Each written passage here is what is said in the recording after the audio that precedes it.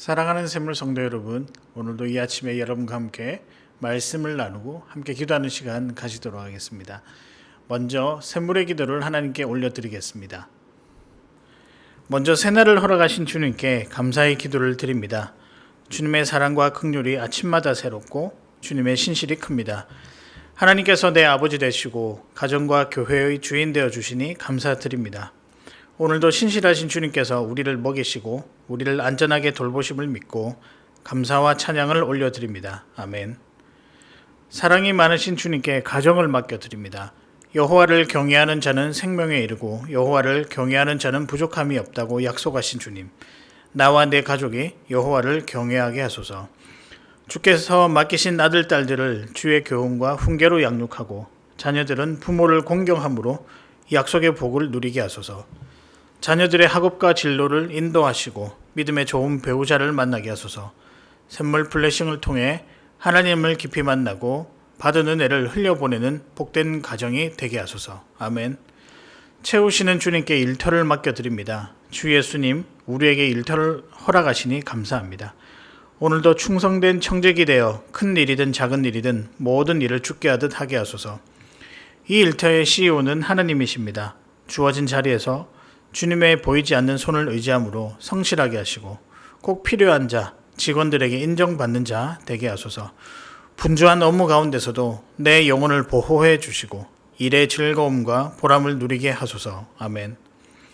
능력이 많으신 주님께 교회를 올려드립니다. 주 예수님, 우리가 드리는 예배를 통해 하나님을 영화롭게 하고 그 예배를 통해 우리를 부흥케 하소서.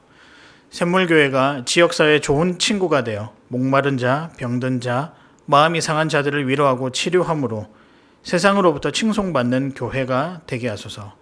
교회를 목양하시는 담임 목사님께 성령과 지혜를 다하시고 영과 육의 강건함을 주소서. 직분자들에게 복을 더하사 몸된 교회를 섬길 때 하늘의 기쁨을 누리게 하소서. 특별히 목자님들에게 복의 복을 더하사 사람을 세우고 사람을 남기는 가장 귀한 축복 누리게 하소서. 아멘. 창조주 하나님께 이 나라를 의탁드립니다. 온 세상 나라를 경영하시는 주님, 대한민국의 흥망성쇠가 주님 손에 달려 있습니다. 이 나라에 하나님의 정의와 공의가 강물처럼 흐르게 하시고 서로 존중하고 배려하는 따뜻한 사회가 되게 하소서. 하나님의 말씀을 거스르는 법과 제도를 막아주시고 코로나 전염병과 재난으로부터 이 백성을 지켜주소서. 한국 교회가 다시 회개함으로 변화되게 하시고 땅끝까지 복음을 전하여 선교의 과업을 완수하게 하소서. 아멘. 오늘 하루 무엇을 먹고 마시든지 무슨 일을 하든지 주님 영광 나타나게 하시고 주님 때문에 만족하고 기뻐하는 복된 하루 되게 하소서. 예수님의 이름으로 기도합니다. 아멘. 오늘 저와 여러분이 함께 나누실 말씀은 골로새서 4장 2절에서부터 6절까지의 말씀입니다. 기도를 계속하고 기도에 감사함으로 깨어 있으라. 또한 우리를 위하여 기도하되 하나님이 전도할 문을 우리에게 열어주사 그리스도의 비밀을 말하게 하시기를 구하라. 내가 이 일 때문에 매임을 당하였노라.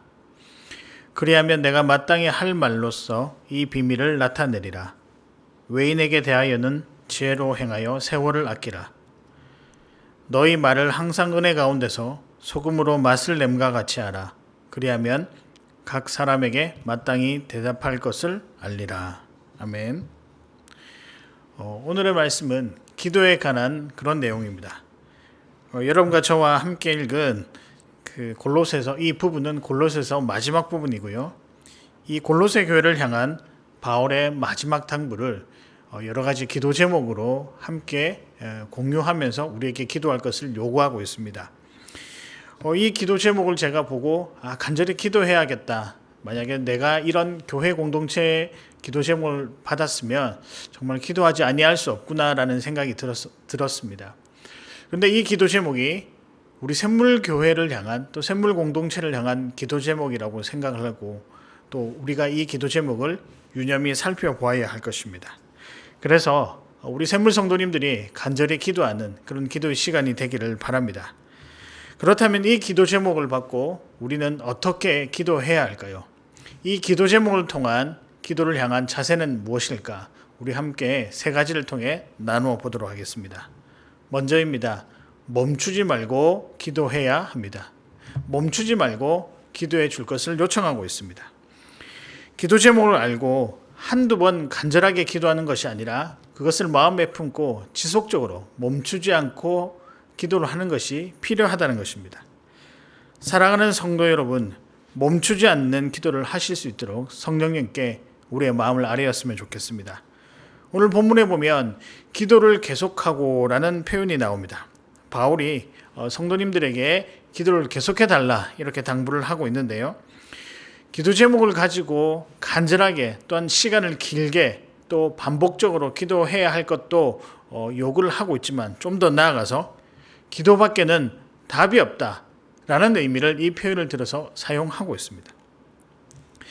골로새 교회를 생각하면서 교회 안에 여러 가지 혼란스러운 상황과 성도 각 사람의 믿음을 위해서는 기도밖에 답이 없구나라는 것을 바울은 강조하고 있습니다. 그만큼 어려울 때 다른 어떤 방법으로도 문제를 해결하는 것이 아니라 오직 그 자리에 서서 기도하는 것. 이 기도밖에 답이 없다는 것을 재차 우리에게 알려주고 있습니다. 그러나 한두 번의 간절한 기도함이 아니라 더 나아가서 지속적인 기도를 해달라고 또한 요청하고 있습니다. 악한 영의 세력이 교회 공동체와 성도 개인의 삶이 하나님이 원하시는 또 하나님이 바라시는 삶으로 나아갈 때 우리 주변에서 이 악한 영들의 세력이 크게 활동하는 것, 소위 말하는 우리 믿음이 온전하게 되는 것을 싫어하고 방해하는 것을 우리가 때론 느끼게 됩니다. 외부적인 공격이나 내면적인 갈등, 이것들이 악한 세력이 우리 삶 가운데 지배하려고 노력하고 있다고 하는 증거라고 우리가 볼 수 있는데요. 좋아 보이는 세상의 가치관을 따랐는데 막상 그 안에 있는 허무함, 흔들리는 정체성을 경험하다 보니 영적으로 우리가 많이 무너진 것을 보게 됩니다. 이러한 모습들을 악한 세력들은 좋아한다는 것입니다. 이런 모습들 속에 틈을 발견할 수 있는데 이 틈은 하나님과 우리 사이에 이 관계가 벌어지는 틈이라고 할 수 있는데 이 사탄은 이 틈을 집중적으로 공략한다는 것입니다. 어떤 문제가 있을 때 우리는 탁월한 전략, 방법을 찾고자 하는데 이것이 바로 이 틈을 이용한 사탄의 전략이라는 것입니다. 여러 가지 문제가 있습니다. 밤을 지새워서 하는 그 고민, 이렇게 해야 되겠다라고 하는 계산, 이것이 우리와 하나님과의 관계를 멀어지게 하는 사탄의 계략, 그 모습이라는 것이죠. 여러분, 그런 의미에서 올 때 우리 성도인 우리가 가장 지닐 수 있는 탁월한 전략은 무엇이냐? 기도라는 것입니다. 생각날 때 기도하는 것도 참 중요하지만 시간을 정해놓고 그 마음을 쏟아서 지속적으로 기도하는 것도 너무나도 중요하다는 사실입니다. 여러분, 기도가 쌓인다라는 표현을 여러 번 들어보셨지요? 기도의 시간, 응집력이 쌓이면 그 기도 가운데 임재하시는 하나님, 그 하나님을 경험하며 그 하나님께서 우리에게 부여해 주신 은혜도 경험하게 될 것입니다. 이렇게 되면 나중에 우리가 영적으로 단단해진다라는 하는 또 여러 가르침들도 여러분 알고 계실 것입니다. 그것이 단순한 가르침이 아니라 실제 그런 것 같습니다. 같은 상황이라도 기도가 쌓이면 똑같은 상황, 어렵고 부담스러운 상황도 견뎌낼 수 있다는 것입니다. 사랑하는 성도 여러분, 지금은 기도해야 할 때인 것 같습니다. 계속적으로 기도해야 할 때입니다. 문제 앞에서 회의를 하고 전략을 짜는 것이 아니라 기도해야 됩니다. 그것도 멈추지 않는 간절함으로 또 지속적으로 기도해야 할 것입니다. 오늘 이 시간에 여러분에게 권면할 것은 멈추지 말고 그 자리에 서서 기도하시라는 그런 권면입니다. 여러분, 특별히 기도 제목을 두고 우리가 기도해야 할, 이 기도를 하는 자세는 어떠해야 할까? 두 번째, 입술의 감사가 넘치게 하소서라고 기도해야 합니다. 감사의 기도는 구하는 모든 것이 이루어질 줄 믿습니다 라고 하는 확신입니다. 그래서 감사 기도는 확신이다 라고 말씀드릴 수 있습니다. 이런 감사는 성도가 삶을 대하는 자세입니다. 말씀은 어떤 상황에서든지 어떤 문제 앞에서든지 감사할 것을 우리에게 요청하고 있습니다. 그래서 감사는 단순히 고마워하는 것이 아니라 지난 삶의 은혜를 되돌아보고 하나님이 지금 똑같은 상황, 또 반복되는 상황 가운데서도 나와 멀리 계시지 않고 내 곁에 서서 나를 항상 지켜주실 것이다 라고 하는 확신입니다. 그래서 여러분, 감사의 기도는 확신이라고 재차 말씀드릴 수 있습니다. 앞으로 일어날 일에 대한 단순한 확신이 아니라 지난날의 삶 속에서 인도해 주신 그 하나님에 대한 확신을 기반으로 앞으로 다가올 일에 대해서 기대하고 확신하는 마음, 그것이 감사의 기도라는 것이죠. 여러분도 알다시피 우리 삶이 그렇게 호락하지는 않습니다. 문제 하나가 해결되면 또 다른 문제가 연이어서 터지게 되고요. 도저히 해결할 방법을 찾지 못해서 답답할 때가 한두 번이 아닙니다. 머릿속에 수만 가지의 방법들을 나열해 보지만 그 중에 어느 하나 우리의 마음을 만족하게 할 만한 것이 하나도 없다는 것입니다. 그럼에도 불구하고 말씀은 우리에게 감사할 것을 요구할 수 있습니다. 이런 요구 앞에서 때론 말씀이 너무 가혹하다라고 생각이 들 때가 있습니다. 절망 속에서 어떻게 감사할 수 있을까? 성경은 우리에게 가혹하고 비현실적인 말씀을 가르치는 것일까요? 그렇지는 않습니다. 말씀은 수많은 신앙의 선배들이 어떻게 그 인생을 잘 믿음으로 헤쳐나왔는지, 또 그 속에 주님의 인도와 사랑하심이 무엇인지 잘 기록한 사실 은혜의 기록물들입니다. 우리 상황보다 더 힘든 자, 차마 말로 설명할 수 없을 조차 힘들고 고통 가운데 있는 신앙의 선배들, 그들이 어떻게 견뎌냈는지 그 경험들을 기록해 놓은 책이 우리의 말씀입니다. 그런 자들이 어떻게 믿음을 지켜나갈 수 있을까? 근데 그 비결을 잘 살펴보니 한 가지가 있는데 감사라는 것이죠. 그래서 성경 말씀은 우리에게 때로는 부당한 것이 보이지만 그럼에도 줄기차게 그리고 일관되게 우리에게 이 감사를 요구할 수 있는 이유는 그 감사가 모든 일을 견뎌내는 아주 탁월한 능력이 있기 때문이라는 사실입니다. 사랑하는 여러분, 이 감사기도에 놀라운 진실 한 가지가 담겨 있는데요. 감사하게 되면, 감사 기도하게 되면 생각과 태도가 바뀐다는 것입니다. 여러분, 감사 기도하게 되면 하나님이 무슨 어떤 상황에 따라 바꾼 태도와 바꾼 방법을 제시하는 것이 아니라 불변하시고 정확하신 그 하나님을 이해하는 우리의 마음과 우리의 상태가 성령의 은혜로 인해 바뀐다는 것입니다. 감사하면 할수록 생각이 전환되고 태도가 달라진다는 것입니다. 그리고 성령의 인도를 경험하게 된다는 것이죠. 여러분, 그런 의미에서 감사는 우리를 하나님 쪽으로 하나님을 이해하고 하나님을 받아들이는 자석과도 같은 도구입니다. 사랑하는 여러분, 감사를 통해 완전 우리를 하나님 쪽으로 바꾸어 나를 통해 그분이 하실 일을 기대하며 확신하는 그런 은혜를 누리시기를 바랍니다. 찬송가 310장 다 아시죠? 하나님의 은혜로라는 제목인데요. 제가 가장 좋아하는 찬양입니다. 그 가사의 후렴 부분인 내가 믿고 또 의지함은 내 모든 형편 아시는 주님, 늘 보호해 주실 것을 나는 확실히 아네. 여러분, 이 고백이 어떻게 나오겠습니까? 감사하지 않으면 결코 나올 수 없는 고백입니다. 이 확신 때문에, 이 감사 때문에 다시 한 번 더 어려운 형편이지만 일어나서 주님 앞으로 나아갈 수 있게 되는 것입니다.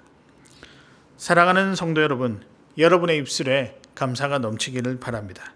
날 구원하신 주 감사, 모든 것 주신 감사, 지난 추억인의 감사, 향기로운 봄철의 감사, 외로운 가을날 감사, 사라진 눈물도 감사.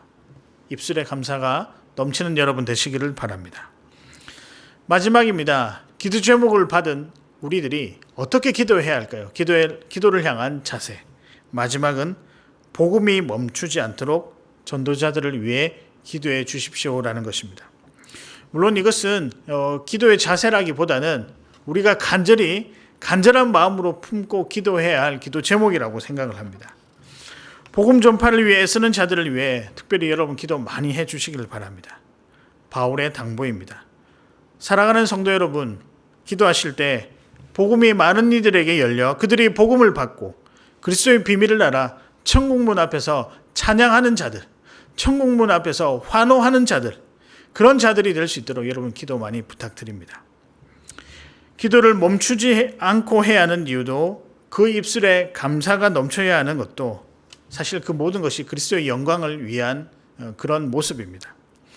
여러 영광 받으실 이유가 많지만 특별히 복음을 알지 못한 자가 복음을 받아들이고 그 삶이 변화되어 하나님의 백성이 되는 것은 우리가 하나님께 드릴 수 있는 영광 중에 최고의 영광이라고 생각을 합니다.